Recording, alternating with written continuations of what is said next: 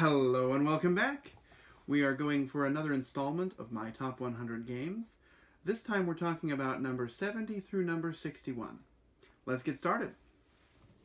Number 70 is Ghost Stories. Now this is the expansion box, but the whole game's in here.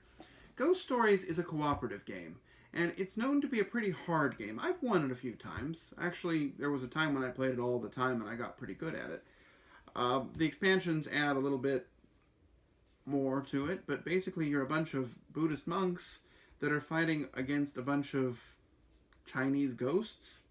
They're not really ghosts that I'm used to seeing. They're, this very sort of Chinese mythology. I'm assuming it's Chinese. I might be being horrible here. But you're fighting against them. You're sort of sharing your actions between each other, and you're really working together.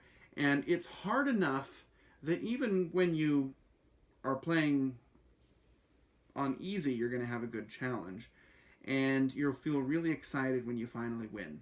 Ghost Stories is just a great cooperative game, and it looks gorgeous. The artwork is some of the best game artwork in here. So that is my number 70, Ghost Stories. My number 69 is a game, another one in the series of games that I think only I like, and that is City of Remnants. City of Remnants was a game from Plant Hat Games, who made a couple other games that I really like. And this game, you're sort of on this destroyed world, and you've got these alien overlords, and you're trying to beg, steal, barter, borrow, kill, and do everything you can to get the most success in the game. You're building buildings, you're invading other people's buildings and taking them away, you're using all kinds of special abilities. It has a very interesting deck building mechanism that it's going through, but it combines it with a bunch of other things. Lots of little mechanisms thrown in here. And it's a tight game, and the different factions are different, and it's a lot of fun, especially when somebody already knows what they're doing. It's a game that I don't play as much as I used to, and it used to be a little bit higher on my list, but it's one that I need to get back out to the table again soon. My number 69, City of Remnants. My number 68 is a game that I have played and played and played and played and played. This is Power Grid. Power Grid is a game about managing power plants. Now, I know I talked about Energy Empire earlier, and that's more abstract. This one's pretty down to the details of how to manage it. You're buying the fuel, and you're building better power plants, and you're trying to plan out how many houses you can power. And it's a heavy economic game, and I love the market. I love the way the market works with supply and demand. I remember when I first played it, I was like, oh my goodness, that's amazing. Power Grid has way too many maps now. In fact, I think I've got it in 3 different boxes. And, you've got a map of Germany and the US, but you've also got a map of China and a map of Central Europe. And you've got just lots of different ways to play, each one adding different small changes to the rules, different demand scenarios. But it's a lot of fun, especially with a smaller group, maybe 3 people. I'm not too crazy about the auction. This is a game that taught me I didn't really like auctions. But the rest of the game is strong enough to overcome that. The one thing is, I played it with my sister once, and she hated it. In fact, she refers to it as that horrible game with the coal and the uranium. So, it's definitely not for everybody, but it definitely is for me. My number 68, Power Grid. My number 67 is another older game. This is another one that I don't see played that often. This is Primordial Soup. It is a game where you are an amoeba, and you are swimming around in a stream of amoeba goo, and you're trying to get genetic mutations so that you can be stronger and faster. And meanwhile, you gotta feed yourself. And what do you eat? You eat what all the other amoebas poop out. And you're kind of moving your amoeba around to eat the leavings of the other amoebas in the game. But you're growing and developing, and it's got sort of whimsical artwork, and the gene mutations are fun and thematic.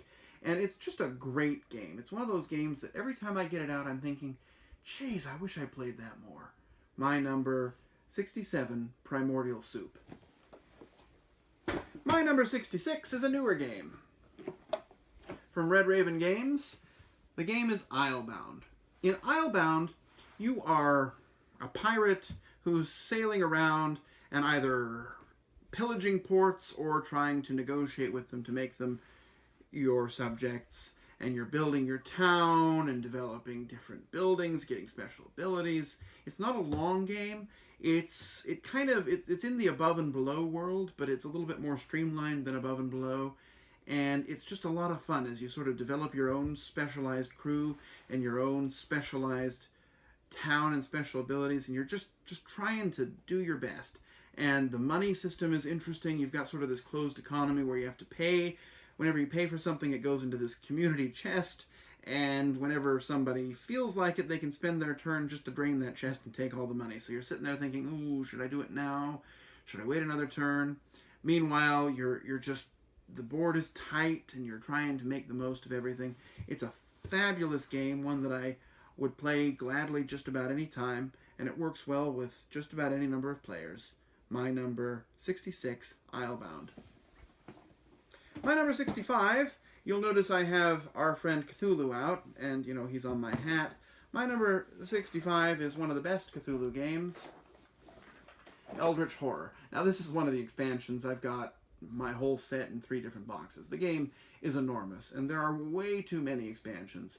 Not as bad as Arkham Horror, but Eldritch Horror is just a great exploration game. You've got this character, and you're taking him around the world, and all the different various Cthulhu mythos gods are different, and they've got their own stories, and it's very thematic, and it's not so much a game as it is a story. It's a story that you play, and it's one that I love to play, particularly with either by myself or with 1 or 2 other people who are looking for just a great time, and that is Eldritch Horror, my number 65. Next up, we have my number 64, which is a well-known game, kind of like Nothing Personal, but a little bit better. This is Cosmic Encounter. Cosmic Encounter has a bunch of aliens, and there are hundreds of different aliens, literally hundreds. I mean, I've got all the expansions. One of them wouldn't fit in the box, but most of them are in here. And each one has a bunch of different alien races. Each game you take one different race, and it has its own little special power, its own little tweak to the rules. And some of them are super strong, but, you know, you're negotiating with other people, so people will gang up on you, and so it sort of self-balances. And you're just trying to work your way to 5 different planets. You got to get your ships on 5 different planets, and that gives you a victory. But it's just so interesting to watch how everything works together. And I've played it with people. I remember the first time I played it, we got it out, we tried it, and they were like, let's play again. And so we did. And I remember I was the masochist, which is my favorite alien. It's just so much fun. You're hurting yourself to try and win. But every different permutation in this I have not tried. I've played it lots of times, but not as many as there are aliens in this box. It is a lot of fun. Rulebook, not so good. In fact, it's one of those rule books that sort of put me off of reading rule books for a while, because it's very difficult to find your way around it. But if you can play with people who already know how to play, it's a lot of fun. Cosmic Encounter, good negotiation, good stories, lots of memorable experiences. My number 64. Next up, we have the first game, I believe, that I ever stayed up all night playing.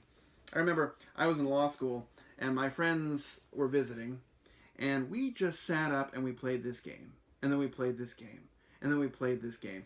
I used to play it on Brettspielwelt, where it's, you know, the German title is Kardinal und König. But this is the English language version. You're building up this network of these abbeys across town, and you're going to score the abbeys. But then you've also got these little advisors, and you're trying to put advisors in different countries, and the number of advisors has to be equal to the number of abbeys that are in the area, and, you know, there's a lot of planning that's going on, and you're just drawing and playing cards, but it works so well together, and it's fast. It works well with 3. It doesn't really work with 2, but 3 is probably the best, but 4 and 5 are good as well. It's pretty fast. It's not super thematic, right? It's just trying to get the most points, but it's a lot of fun, and it's a great game. My number 63, Web of Power. My number 62, I'm not showing you, and this is not because I don't know where it is. I know right where it is, but it is in 3 enormous plastic storage bins because it is an enormous game, and that is Heroescape. Heroescape is kind of like Duel of Ages, actually. You're taking a bunch of different heroes or characters from different worlds, and you're putting them together on a team, and you're just going and fighting. And it's simple, it's straightforward, the rules are not complicated, each character has a special ability. Line of sight is some of the most clever line of sight I've seen. It's basically, if you put yourself in your character's eyes, if you could see the other character, you can hit them. And you've got this terrain, and it's 3D terrain, and it stacks up, and you're moving around, and the models are fine. They're these nice painted models. You've got dragons, you've got dinosaurs, you've got colonial militia, you've got the Incredible Hulk, and they're all together, and they're all just fighting. And it's a game that you don't maybe, you don't maybe think it's that serious from a strategic standpoint, but it's a lot of fun. Problem with it, it's huge. It's so hard to store, and it takes probably longer to set up than it does to play. So once you set it up, you're going to leave it out for a little while. But it's also very hard to find and expensive. But it's a lot of fun. My number 62, Heroescape. And the last one for this particular video is my number 61, Dead of Winter. Now I've got all the Dead of Winter stuff. I've got this one, I've got The Long Night, I've got their new Warring Colonies expansion, and I even got the Raxon game, and it came with a bunch of Dead of Winter characters. This is a fantastic game with a hidden traitor. Basically, you're a group of survivors, and somebody might be betraying you, somebody might not. There's about a 50% chance. But everybody is forced through the game's mechanism to kind of act suspicious. So you might be thinking, okay, we need medicine. And everybody's like, okay, I'm putting medicine into this pile. I'm putting medicine into this pile. You put all your cards face down so nobody knows who did it. And then you see one person, and he has a secret, like, psychological tick where he's got to hoard medicine. He's a hypochondriac. He's got to have that medicine. And so he looks at everybody, and he says, I don't have any medicine. Meanwhile, he's, got his pockets stuffed full of medicine. It's just a lot of fun.